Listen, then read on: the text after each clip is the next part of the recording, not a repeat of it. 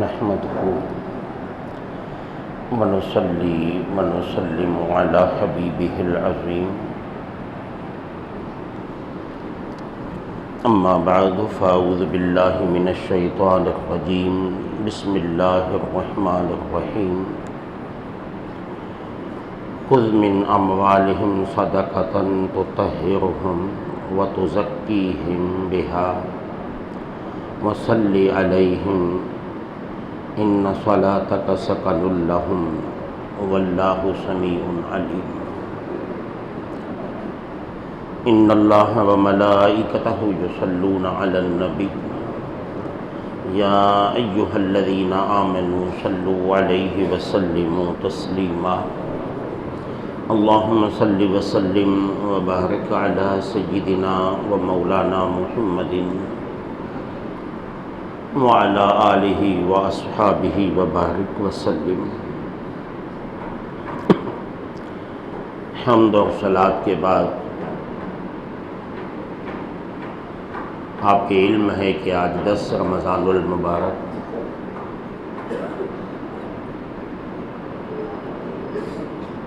عشرہ رحمت کا آخری دن ہے کہ آقا علیہ الصلوۃ والسلام نے فرمایا اس مہینے کو اللہ نے 3 حصوں میں تقسیم کیا ہے، پہلا رحمت کا، دوسرا مغفرت کا، اور آخری عشرہ جہنم سے آزادی کا۔ جو رحمت کا عشرہ ہے آج ان کا آخری دن ہے، چند گھنٹے میں غروب آفتاب سے ہی یہ عشرہ رحمت ختم ہو جائے گا اور عشرہ مغفرت شروع ہو جائے گا۔ ابھی بیٹھے ہی چند سیکنڈ ہم توجہ کریں کہ ہم ان 10 دنوں میں اللہ تعالیٰ کو کتنا راضی کیا، انسانیت کے فلاح و بہبود کے کتنے کام کیے، 24 گھنٹوں میں سے کتنے گھنٹے ہم نے خدا کو دیے، قرآن کو دیے، مسجد کو دیے۔ جب تک انسان اپنا احتساب خود نہ کرے گا تب تک صحیح راستے پہ نہیں چل سکتا۔ یہ علیحدہ بات ہے کہ ہم اپنا احتساب نہیں کرتے، دوسروں کا احتساب کے ماہر ہیں۔ ہمیں اپنی غلطیاں نظر نہیں آتی، دوسروں کی غلطیوں کی تلاش میں رہتے ہیں۔ دوسروں کی غلطیوں کے ہم سب سے بڑے نقاد ہوتے ہیں اور اپنی غلطیوں کے دفاع میں ہم سب سے بڑے اپنے ہی وکیل بن جاتے ہیں۔ اللہ آقا کریم صلی اللہ علیہ وسلم اور اس ماہ رمضان کے صدقے میں ہم سب کی اصلاح فرمائے۔ اس مہینے میں مسلمانوں کی اکثریت کی اچھی عادت یہ ہے کہ زکوٰۃ نکالنے کا اہتمام کرتے ہیں، اور صحیح طریقے سے بہت ہی کم لوگ ایسے ہیں جو شرعی اصولوں کے مطابق اپنی زکوٰۃ نکالتے ہیں۔ یہ زکوٰۃ اسلام کے اہم فریضوں میں سے ایک اہم فریضہ ہے۔ قرآن نے تاکید کے ساتھ ایک جگہ پہ نہیں، درجنوں مقامات پہ حکم فرمایا کہ زکوٰۃ دو۔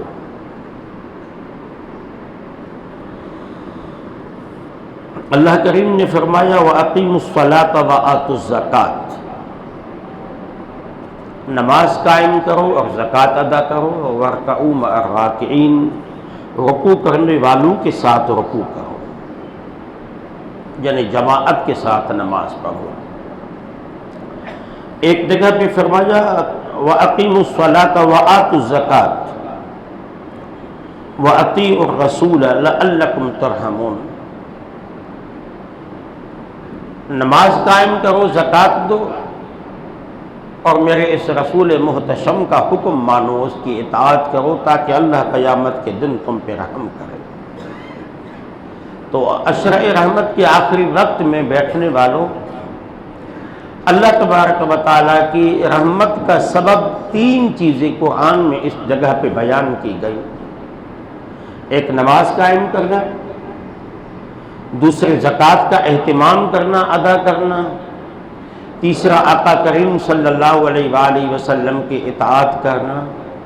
اللہ نے فرمایا کہ تم ان تین چیزوں کا اہتمام کرو تو اللہ تبارک و تعالی تم پہ رحم فرمائے گا۔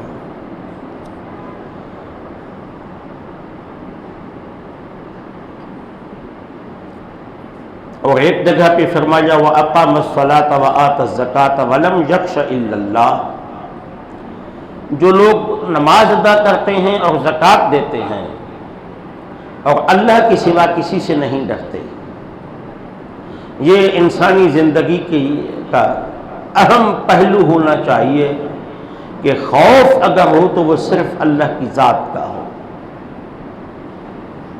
جب تک انسان کو اللہ تبارک و تعالیٰ کا خوف رہے گا تب تک وہ اللہ کا بندہ رہے گا۔ جس دن اسے اللہ کا خوف نکل گیا تو پھر اس دن وہ اللہ کا صحیح بندہ نہیں رہ پائے گا۔ پھر جس کا خوف دل میں پیدا ہو جائے گا اس کی اطاعت پہ مجبور ہو جائے گا، اور اللہ اس کے رسول کے سوا اطاعت کسی اور کی واضح گمراہی ہے۔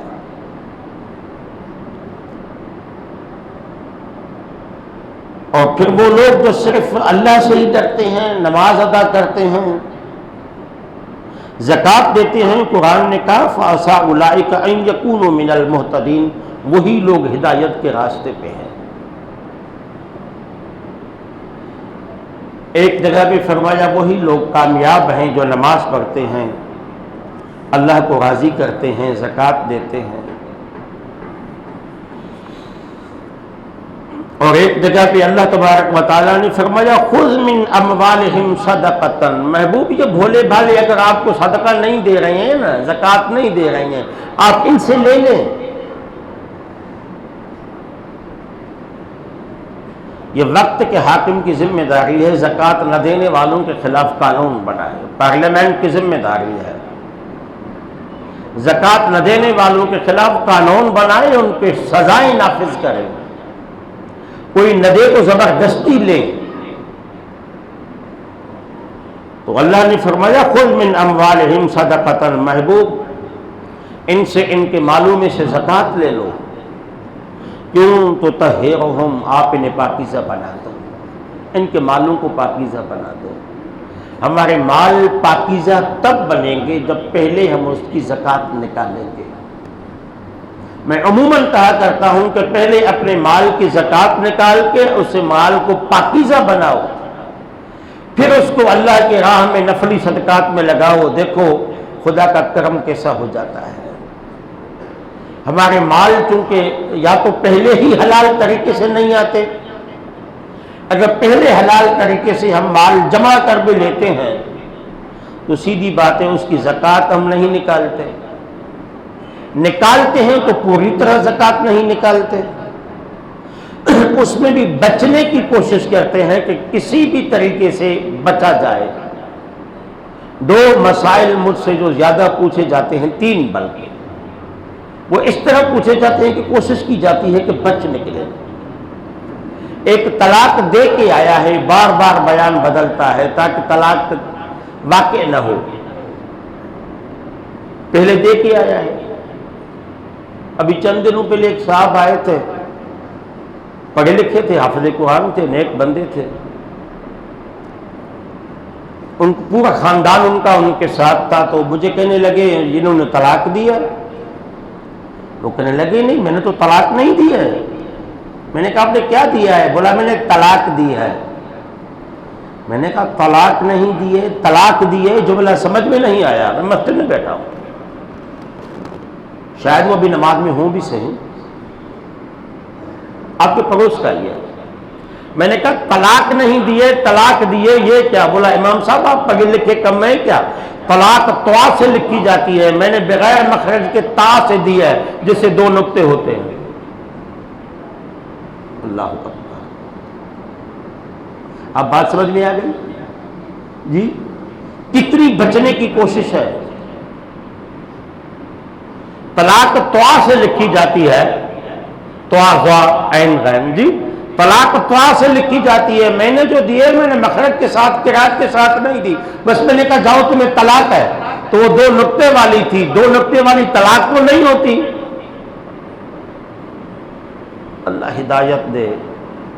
میں نے کہا بیٹا تیری عمر میرا تجربہ، میرے پاس 100 جواب ہے تجھے پھنسانے کے، لیکن خاندان کے ساتھ آیا ہے، میں تجھ پہ رحم کرتا ہوں، جاؤ طلاق ہو گئی۔ اور دوسرا، اس طرح مسائل پوچھتے ہیں وراثت کے آ کے، تاکہ بہن کو حصہ نہ جائے، پھوپھی کو حصہ نہ جائے۔ اور تیسرا، زکوٰۃ کے مسائل اس طرح پوچھے جاتے ہیں کہ بچ جائیں کہیں سے۔ اور میرے آقا کریم صلی اللہ علیہ وآلہ وسلم نے فرمایا کہ علامات قیامت میں سے ایک قیامت کی نشانی یہ ہے کہ آدمی زکوٰۃ تو دے گا لیکن خوش دلی کے ساتھ نہیں دے گا، تاوان سمجھ کے دے گا۔ کاش ہم یہ اہم فریضہ خوش دلی کے ساتھ ادا کرتے ہیں۔ تو اللہ نے فرمایا خذ من اموالہم صدقۃ تطہرہم، محبوب ان کے مالوں کو انہیں پاکیزہ بناؤ، ان سے زبردستی زکوٰۃ لو۔ اور پھر فرمایا جب وہ تمہیں دیں وصلی علیہم، محبوب پھر آپ ان سے خوش ہو کے ان کے لیے دعا کریں، ان کے لیے ہاتھ اٹھائیں۔ آقا کو رب فرما رہا ہے کہ ان کے لیے دعا کریں جو تمہیں زکوٰۃ دے کر اپنے مال کو پاکیزہ بنائے۔ کس مسلمان کی خواہش نہیں ہوتی کہ مصطفیٰ کی دعاؤں میں شامل ہو جاؤں؟ جی کس مسلمان کی خواہش نہیں ہوتی کہ حضور کے دعاؤں میں شامل ہو جاؤں؟ تو آقا کی دعاؤں میں شامل ہونا، آقا آپ کو اور آپ کے مالوں کو پاکیزہ بنائے، بس ایک ہی بات ہے، اپنے مال کی زکوٰۃ دے دو، دوسری تیسری بات ہی نہیں، بس زکوٰۃ دے دو اپنے مال، اور اسلامی اصولوں کے مطابق دے دو۔ اور محبوب آپ دعا ان کے لیے اس لیے کریں، ان صلاتک سکن لہم، محبوب آپ کی دعا سے ان کے لیے اطمینان ہے، ان کا سکون ہے۔ آپ دعا کریں گے تو ان کو سکون مل جائے گا، زندگی کا بھی سکون مل جائے گا، قبر کا بھی سکون مل جائے گا، آخرت کا بھی سکون مل جائے گا۔ اب پریشانی کا سب سے جو بڑا وجہ ہے، پریشانی کی جو سب سے بڑی وجہ ہے، بڑا سبب ہے، وہ ایک ہی ہے، وہ دنیا۔ کسی کے پاس دنیا نہیں ہے تو دنیا ہتھیانے کے لیے، دوسروں کا حق کھانے کے لیے سب کچھ کر لیتا ہے۔ اور جب آپ اپنی دنیا کو محفوظ بناؤ گے، پاکیزہ بناؤ گے، اپنے آپ کو پاکیزہ بناؤ گے، حضور کی دعاؤں میں شامل ہو جاؤ گے، تو پھر ان صلاتک سکن لہم، اللہ تمہارے لیے سکون کا سما فراہم کرے گا۔ زیادہ دنیا کے جمع کرنے میں سکون نہیں،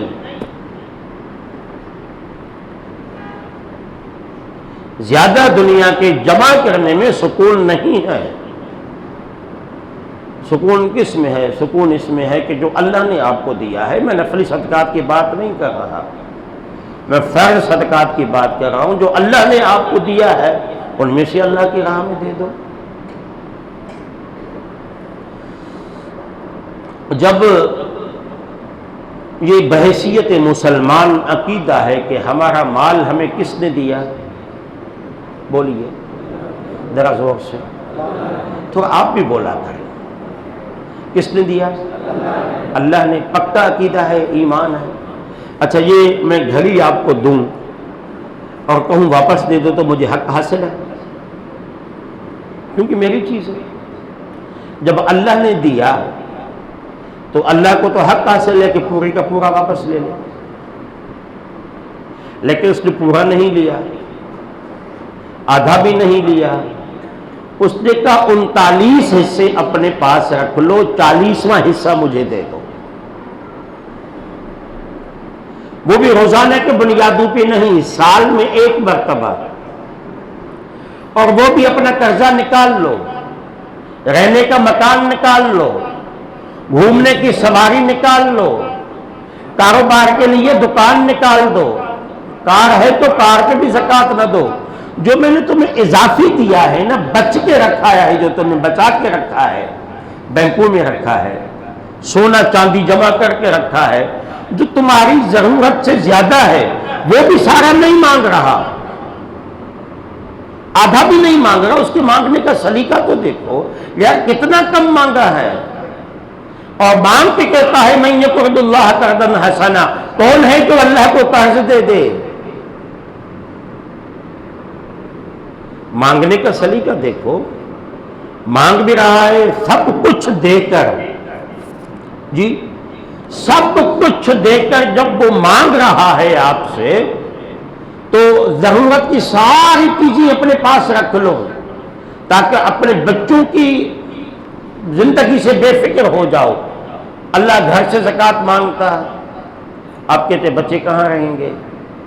گاڑی میں سے زکوٰۃ مانگتا، آپ کہیں گے بچے کہاں گھومیں گے؟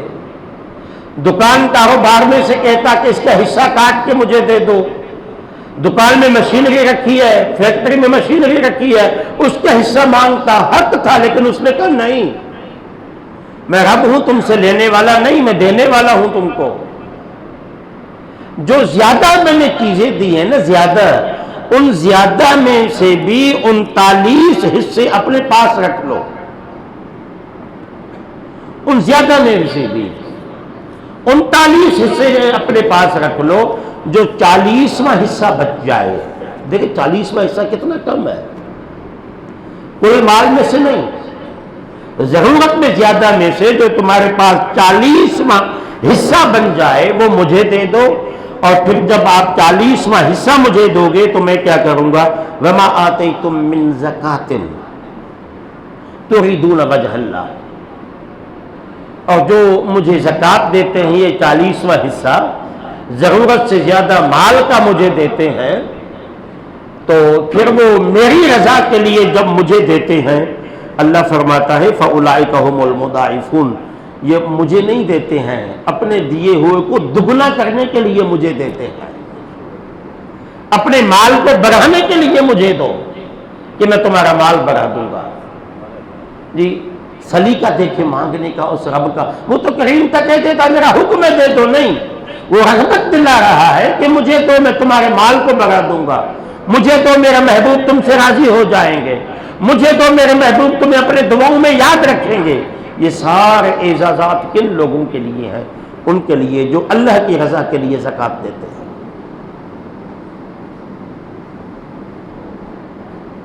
مرنا تو اس نے بھی ہے جو اپنے مال کی زکوٰۃ نہیں دیتا، مرنا تو اس نے بھی ہے جو اپنے مال کی زکوٰۃ نہیں دیتا، اور مرنا اس نے بھی ہے جو دے کے جاتا ہے۔ لیکن میرا آقا علیہ الصلوۃ والسلام نے فرمایا حسنوا اموالکم، لوگوں میں رسول تمہیں ضمانت دیتا ہوں، اپنے مال کو محفوظ رکھنا چاہتے ہو کہ آگ نہ لگے، مال کو محفوظ رکھنا چاہتے ہو کہ چوری نہ ہو جائے، مال کو محفوظ رکھنا چاہتے ہو کہ زکوٰۃ، مال کو محفوظ رکھنا چاہتے ہو کہ کاروبار میں نقصان نہ ہو جائے، بس مصطفیٰ نے ضمانت دی ہے کہ اپنے مال کو بند قلعے میں قید ہو جائے گا، آپ کا محفوظ ہو جائے گا۔ کیا کرو؟ زکوٰۃ دے دو، اللہ تمہارے مال کی حفاظت کرے گا۔ اور جب ہم زکوٰۃ نہیں دیتے نا جی، اللہ نے حساب تو برابر کرنا ہے، پھر یہ مہنگائی کا عذاب، پھر یہ حکمرانوں کے ٹیکسوں کی بھرمار، جس میں وہ آپ سے ہی پیسے لے کے، آپ کے ہی پیسوں سے شیل اور لاٹھیاں لے کے آپ پہ ہی ناموس رسالت کے لیے برسا دیتے ہیں۔ نہ دو، یہ سارا زکوٰۃ نہ دینے کا انجام ہے۔ اچھا، ہم نفلی صدقات میں تو بڑھ چڑھ کے دیتے ہیں۔ آج بھی میں اعلان کروں نا کہ رات میں قوالی کی محفل سجاؤں گا، پیسے دو۔ آپ جا کے دیکھیں کہ قوالی کے محفل میں کتنے پیسے لوٹاتے ہیں لوگ، ثواب سمجھ کے۔ حالانکہ عموماً یہ قوال شراب پی کے آتے ہیں، عموماً، میں سب کی بات نہیں کر رہا، جو مجھے بتایا گیا ہے، خدا کرے ایسا غلط ہو جو مجھے بتایا گیا ہے۔ یہ عموماً بڑے نام سگریٹ پیتے ہیں کیونکہ گلا صاف ہوتا ہے بقول ان کے، اور میں تو نعت خوانوں کے بڑے بڑے ناموں سے بھی واقف ہوں جو سگریٹ پی کے منہ تک صاف نہیں کرتے اور پھر آ کے کہتے ہیں غلامی رسول میں موت بھی قبول ہے۔ میرا جملہ ذرا سخت ہے،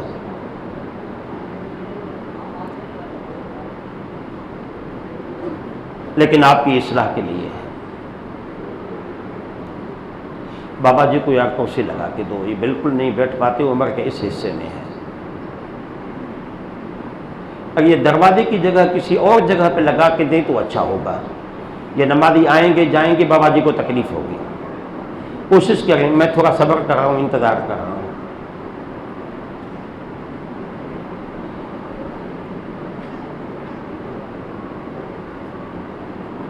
یار ان ضعیف العمر لوگوں کے صدقے میں تو ہماری عبادتیں قبول ہوتی ہیں، چل نہیں سکتے ہیں، دو دو لوگوں کا سہارا لے کے آتے ہیں۔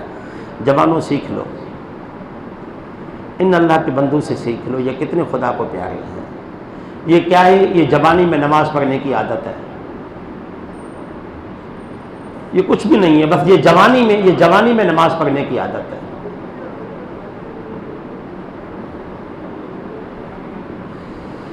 بیٹا اس کونے میں لگا کے دو، ریاض بیٹا آپ آگے آ جاؤ، آپ آگے آ جاؤ جی، اس کونے میں لگا کے دو اسے۔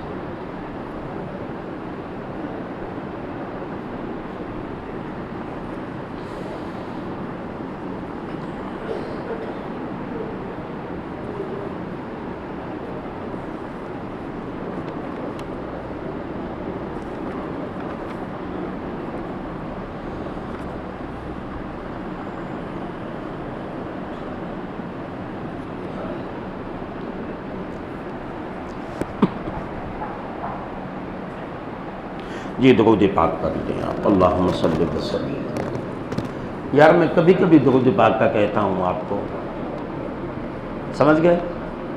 کبھی کبھی کہتا ہوں، میرے پاس ٹائم کم ہوتا ہے، میں کہتا ہوں بیٹا چھوڑ دے یہ چیزیں۔ پھر درود پاک پڑھیں، اللہم صلی وسلم وبارک علی سیدنا و مولانا محمد وعلی آلہ۔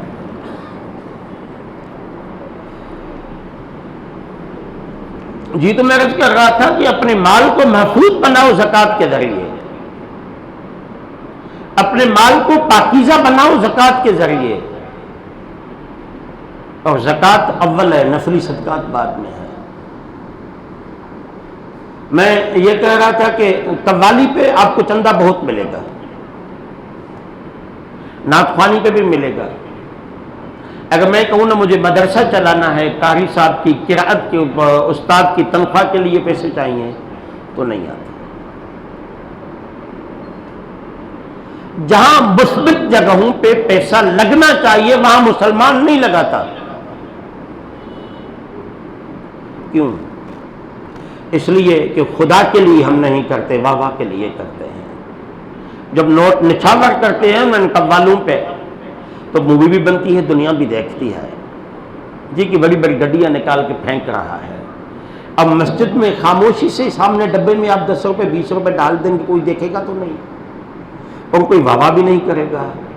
سنو، کوئی جب انسان واہ واہ نہیں کرتا نا، پھر مصطفیٰ خوش ہو کے واہ واہ کرتے ہیں۔ جب انسان خوش ہو کے واہ واہ آپ کو نہ کرے نا، سمجھ جائیں کہ آپ کا کام ہو گیا ہے۔ اس لیے عادت بنائیں اللہ کی راہ میں دینے کی۔ پہلے زکوٰۃ نکال کے اپنے مال کو محفوظ بنائیں، پاکیزہ بنائیں، پاکیزہ مال میرے نبی کے میلاد میں لگائیں، پاکیزہ مال مسجد میں لگائیں، پھر دیکھیں کہ کیسے کام ہوتے ہیں، کیسے معاملات اچھے چلتے ہیں۔ اور جب مسجد کی بات آئی، آپ دیکھ رہے ہیں یہ کام چل رہا ہے اور بڑی تیزی سے چل رہا ہے۔ باقاعدہ ہم نے کوئی اس طرح کا چندہ بھی نہیں کیا ہے کہ لاؤڈ اسپیکر لگا کے آپ کو تنگ کریں۔ کئی سالوں سے آپ کی مسجد زیر تعمیر ہے، اب ہمیں شرم آنے لگی تھی۔ آپ نے ہی بنوانی ہے، جلدی بنواؤ آپ کی مرضی، دیر سے بنواؤ آپ کی مرضی، آپ نے ہی بنائی نہیں ہے۔ اور آپ خوش نصیب ہیں کہ اگر آپ کے پیسے اللہ کے گھر میں لگے، آپ کچھ بھی نہ کریں، روزانہ کی بنیادوں پہ ایک عادت بنائیں، 10 روپے کی 20 روپے کی۔ جی یہ وضو خانوں کی جالیوں میں چندہ بکس لگا ہوا ہے نا، 10 روپے ہی روزانہ ڈال دے، زیادہ نہیں۔ بچے کو بھی تو 20 روپے روزانہ دیتے ہیں نا جی، آپ کسی ہوٹل پہ جاتے ہیں، جب آپ ہوٹل پہ چائے پیتے ہیں نا، وہ چائے کے پیسے علیحدہ لیتے ہیں، پنکھے کے نیچے بیٹھتے ہیں اس کی فیس علیحدہ لیتے ہیں، آپ کو کرسی پہ بٹھاتے ہیں اس کی چارجز علیحدہ لیتے ہیں، وہ ویٹر جو آپ کے سامنے 3 مرتبہ آ کے گردن جھکا کے پوچھتا ہے اور کیا چاہیے، ان کے پیسے علیحدہ آپ سے کاٹے جاتے ہیں۔ لیکن کبھی آپ نے سوچا ہے کہ ہم مسجد میں آئے، پانی مہیا تھا وضو کے لیے، صاف ستھرا ماحول تھا، دریاں لگی ہوئی تھی، پنکھے چل رہے تھے، لاؤڈ اسپیکر چل رہا تھا، نماز ہو گئی، ہم واپس چلے گئے، یہ سارے انتظامات کہاں سے ہوں گے؟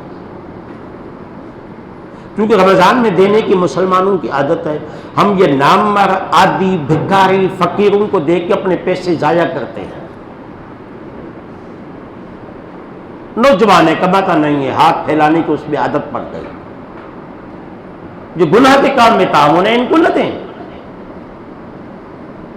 مسجد سے بھی زیادہ آپ کے خاندان کے غریب اور مسکین کا حق ہے، محلے کے خاندان غریب اور مسکین کا حق ہے۔ اس کے بعد اضافی کوئی چیز آپ کے پاس آتی ہے تو یہ اللہ کے گھر ہیں، دنیا کے مقدس ترین جگہیں ہیں۔ وہ لوگ خوش نصیب ہیں جو اپنا وقت مسجد میں دیتے ہیں، اپنا مال لگاتے ہیں۔ مال دے کے تمہیں خوش نہیں ہونا چاہیے کہ میں نے بہت بڑا کام کیا ہے، بلکہ شکر ادا کرنا چاہیے کہ مولا تیرا شکر ہے، تو نے میرے مال کو، میری جان کو، میرے وقت کو اس قابل سمجھا کہ اپنے گھر کے لیے مجھے طلب کر لیا، میرا مال طلب کر لیا۔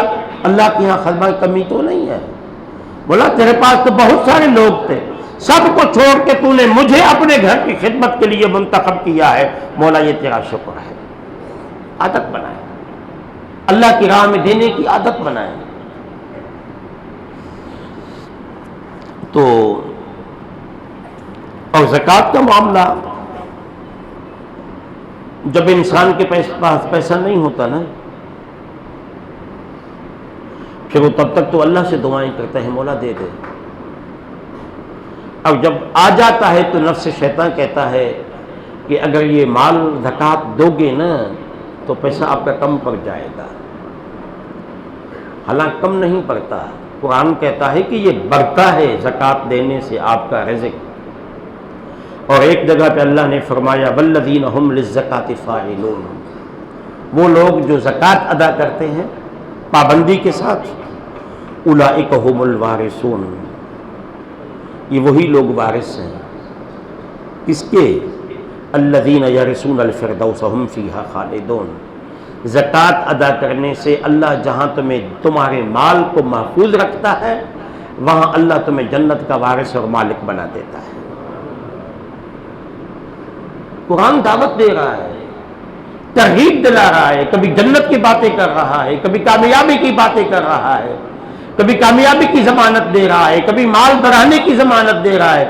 میں بار بار کہہ رہا ہوں، کتنا لے رہا ہے؟ 40 روپے میں سے 1 روپیہ، 100 میں سے 2.5 روپے، وہ بھی سارے مال پہ نہیں، جو آپ کے پاس اضافی غیر ضروری مال ہے اس پہ دے دو۔ جب موسیٰ علیہ السلام نے،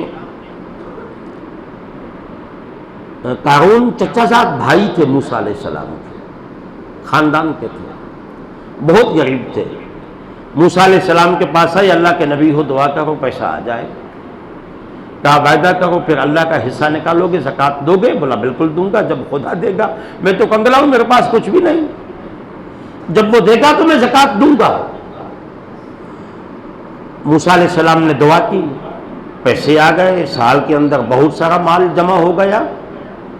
موسیٰ علیہ السلام ان کے پاس اللہ کے حکم سے گئے کہ زکوٰۃ دے دو، انہوں نے خاندان کے لوگوں کو جمع کیا، دیکھو پہلے ہمیں موسیٰ نے کہا کہ بت پرستی چھوڑ دو، ہم نے چھوڑ دی، پھر موسیٰ نے کہا نماز پڑھو، ہم نے نماز پڑھنا شروع کر دی، اب موسیٰ علیہ السلام کہتے ہیں ہمیں پیسے دو اپنا پیٹ پالنے کے چکر میں۔ دیکھو موسیٰ غریب ہے نا،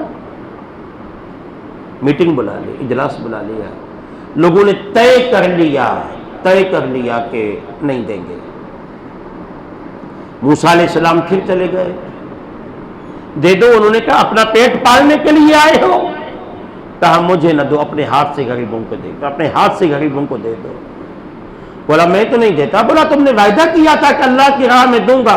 کہا نہیں، میں نے کب کیا تھا؟ میں نے کہا تھا اللہ دے گا، جو تو میں نے کاروبار کیا ہے۔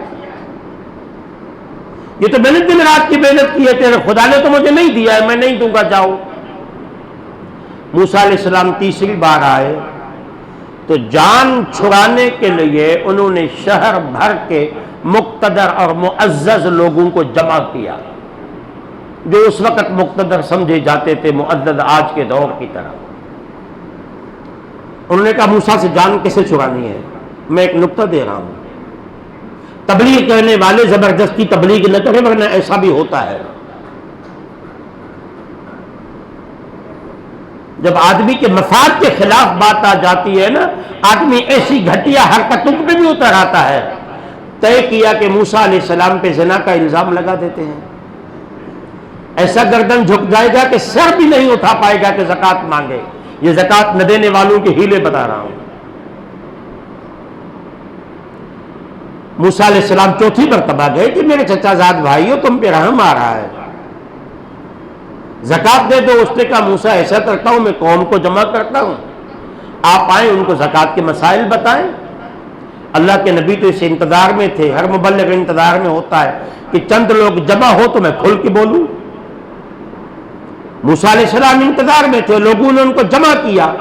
اب ایک پری پلاننگ کے تحت قارون نے کہا کہ آپ نے نماز کے مسائل بھی بتا دیے، زکوٰۃ کے مسائل بھی بتا دیے، اگر شادی شدہ آدمی زنا کرے تو اس کی سزا کیا؟ موسیٰ علیہ السلام نے کہا اسے سنسار کیا جائے گا، پتھر مارے جائیں گے حتیٰ کہ مر جائے۔ کہنے لگے تم نے زنا کی ہے۔ اللہ کے نبی پہ الزام آ رہا ہے، اللہ کے نبی پہ الزام لگایا جا رہا ہے کہ تم نے زنا کی ہے۔ موسیٰ علیہ السلام منبر پہ کھڑے تھے، اونچائی کی جگہ پہ، کہا کوئی ثبوت؟ ایک بدکارہ عورت کو بہت سارے پیسے دے کے ان کو کھڑا کر دیا گیا۔ اس نے کہا ہاں موسیٰ، یہ جو بیٹا ہے نا تمہارا ہے۔ آسمان کی طرف دیکھ کے کہا مولا، میں تو بندوں کو تیرے لیے جمع کر رہا ہوں، اور تیری محبت میں یہ دن مجھے دیکھنے تھے، تو مولا تیری محبت میں یہ دن بھی مجھے قبول ہے، لیکن مولا میری عزت رکھنا تیرے ہاتھ میں ہے۔ آج تیرے دین کے مبلغ کی عزت محفوظ نہیں رہی تو کل کسی اور مبلغ کی عزت محفوظ نہیں رہے گی مولا۔ اس کو کہا کہ خدا کی بندی خدا سے ڈر، میں نے تمہیں کبھی دیکھا بھی نہیں ہے۔ کہا موسیٰ جھوٹ بولتے ہو؟ یہ بے حیا عورتیں بڑی چرب زبان ہوتی ہیں۔ جھوٹے دلائل کے انبار لگانے لگ گئے۔ موسیٰ نے کہا میرا رب تیرے سے زیادہ طاقتور ہے، تو مکار عورت مکر کر رہی ہے تو تیرے مکر کے خلاف خفیہ تدبیریں کرنے والا میرا رب بڑا طاقتور ہے۔ نیچے اتر آئے، 7 دن کے بچے کو اپنے ہاتھ میں لیا، کہا بیٹا میں بھی جانتا ہوں، میرا رب بھی جانتا ہے کہ تیری ماں جھوٹ بول رہی ہے، تو سچ بول دے کس کا بیٹا ہے۔ 7 دن کے بچے کو اللہ نے زبان دی، 7 دن بچے کو اللہ نے زبان دی۔ موسیٰ آپ تو کلیم اللہ ہیں، آپ تو اللہ کے نبی ہیں، نبی تو گناہوں سے پاک ہوتا ہے، میری ماں بدکارہ ہے جس سے میں پیدا ہوا ہوں۔